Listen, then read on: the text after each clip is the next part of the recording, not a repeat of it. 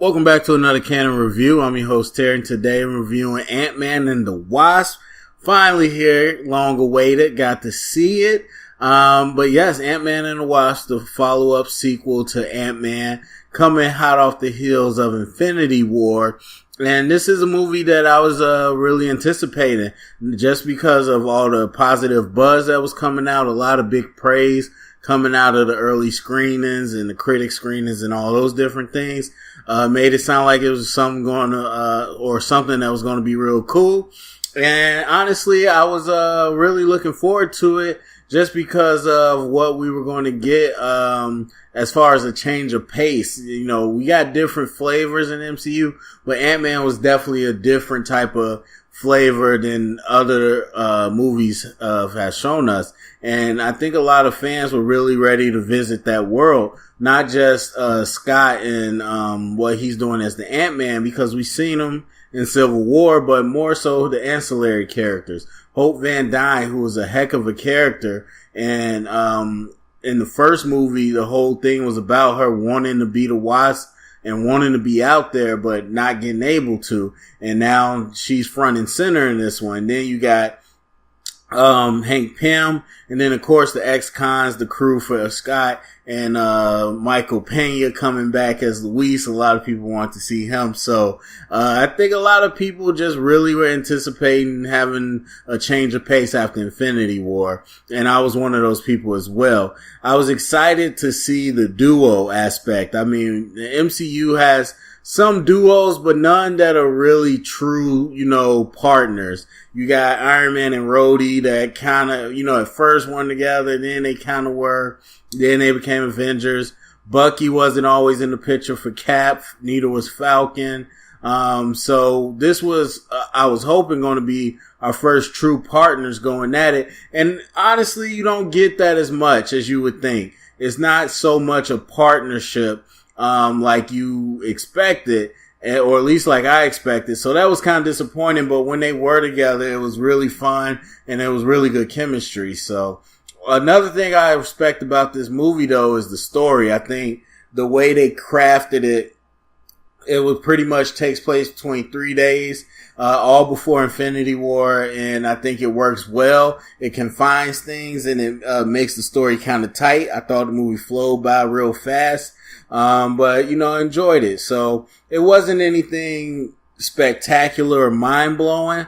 Definitely a middle of the pack MCU movie. People want to ask, is it better than the first one? I don't know why. Honestly, for me, I don't know, because the first one was something that I thought was just okay as well. I mean, it was good. And I haven't really seen it since I saw it the first time, and I'll probably be the same way with this one. I enjoyed it when I saw it, and yeah, they're kind of moving on. I might go see this again just cause it's so early in theaters, but, yeah, it's kind of in that same thing for me where it was decent, enjoyed it while I watched it, and, yeah, moving on. So as far as a grade though, I would have to give it a B-. I give it an 82, out of 100. So, yeah, that's kind of where I'm at with it. So I would definitely recommend go see it. It's summertime, movie time. Go see it in IMAX or Dolby, whatever. And really enjoy. I thought the effects were really cool. They did a lot more cool things with the shrinking technology. So that is one reason to see it over the first one. But yeah, I'm gonna get into some spoiler talk, but I'm gonna end it now. So if you haven't seen it, go see it first. Come back. We're about to get into spoiler talk. Alright, officially into spoiler talk. Now, I don't want to go straight to the end credit scene. I want to start off by saying I like the idea of them kind of making it where there was no one true villain. I mean, there's kind of bad guys, and technically Ant-Man and them were fugitives as well. But it was really just 3 different parties that wanted the same thing for different reasons. And although the kind of criminals and black market guys, they were kind of the bad people, everybody kind of was equal in what they were trying to do. The whole thing with Ghost, I like Lawrence Fishburne. I think he put a heart and an anchor to that character, because overall I thought she was just kind of whatever. I like the effects of her, but her story and kind of performance is kind of whatever to me. But I think Lawrence Fishburne did a great job of putting a heart to it and making you feel it. Like, cause everybody thinks, or everybody keeps saying Marvel does the sympathizing villains now. That's what we love. That's cool. I don't really care if I sympathize with the villain or not, but you could at least understand what she was trying to do. I feel like her story was kind of out of left field, to be honest with you, but whatever, that's cool, whatever. It was just okay. And like I said, trying to get Janet, I kept forgetting her name, the original Wasp, out was kind of cool too. Yeah, man, the jokes were decent. Nothing made me laugh out loud. I kind of smirked throughout the whole time. But nothing really put me over the top. I think I just like kind of the situation they set up where it was almost like a rat race. Now, I do have to point out this huge negative. Not huge negative, I'm sorry. This huge, plot hole. People are sensitive with that word, whatever. It might be a plot hole. It's just, if you shrunk a building and you start, to the size of a toy and you rumbled that toy around, the contents inside would move around and, break and get destroyed. So the fact that they kept running around with this building with all this expensive equipment in it, yes, it's shrunk to the size of whatever, but that doesn't mean that all of a sudden when you shake it up, it's not going to move. It's the same thing they do with the Ant-Man suit. Now, I know it's convenient and it's cool to kind of make it look like a little toy, but the suit's made of rubber or whatever, spandex, whatever material. It's flexible material. So when you shrink it down, it doesn't all of a sudden become an action figure. Like, that doesn't make, those physics don't make sense. So that was the only thing, that really bothered me, where it was like, all the time they had the miniature version of the lab and people tossing around and this and that. I'm like, that would destroy everything in there. But whatever. Let's get to the quantum realm in the end credit scene.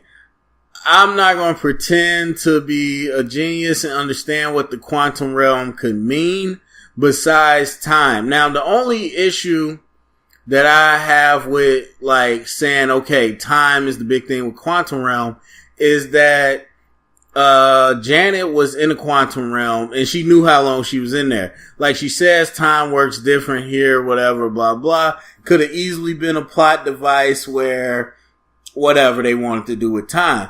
However, she knew it was 30 years. She aged 30 years and she was, cognizant of everything she was doing. So to me, that kind of eliminates the whole thing. Now, the time vortex, that might be something. It seemed like they were more interested in talking about the healing powers of the quantum realm, which doesn't make any sense. I'm sure they'll get more into it, but whatever. And she talked about how she was evolved, and we don't know what that means, and I guess it don't really matter because she ain't around. But yeah, the quantum realm, I'm not going to pretend to know what implications there is, at least for the Infinity War storyline. Not the future of the MCU, but at least for the Thanos thing. So talking about the end credit scene, they get dusted, which most people expected. Again, with these ratios, half the universe is 4 people standing there and 3 get dusted. Maybe all 4 would have got dusted if Scott was there. Who knows? Now, we don't know if Scott is protected. That wouldn't make sense. Because it's the Infinity Gauntlet. It's not science. It's more like magic. And so that wouldn't make sense. She says you might get sucked into a time vortex. I feel like there's a reason they said that. And I feel like the whole set photos with the original Captain or the original Captain America suit, blah, blah, blah. I feel like that has something to do with it. And I feel like there's going to be time travel involved. through Ant-Man. Now, how, we don't know exactly how yet. I don't know. I almost feel like people are going to say that Ms. Marvel is in the quantum realm, because where else would she be hiding this whole time? But at the same time, even if she was, it's clear that you still aged there. And then on top of that, how would a beeper, like, how would she just get out of the quantum realm? So I don't know. I think Ant-Man's just one piece of the puzzle. I don't know that we got anything huge for Infinity War. And if we have, I feel like they did a real good job of kind of masking what it's going to mean. But yeah, unfortunately, Pims all got dusted. Very sad. Or one's Pym, one's Van Dyne. I guess they never got married. I don't know. I don't remember. But yeah. Yeah, that's it for the spoilers. There's not much to spoil. So anyway, that's it. Again, I gave it a 82 B-. That's my review for Ant-Man and Wasp. Go to the comment section. Let me know what you thought. Thumbs up, subscribe, share it around, get the convo started. Remember, if you heard it here, it's official canon.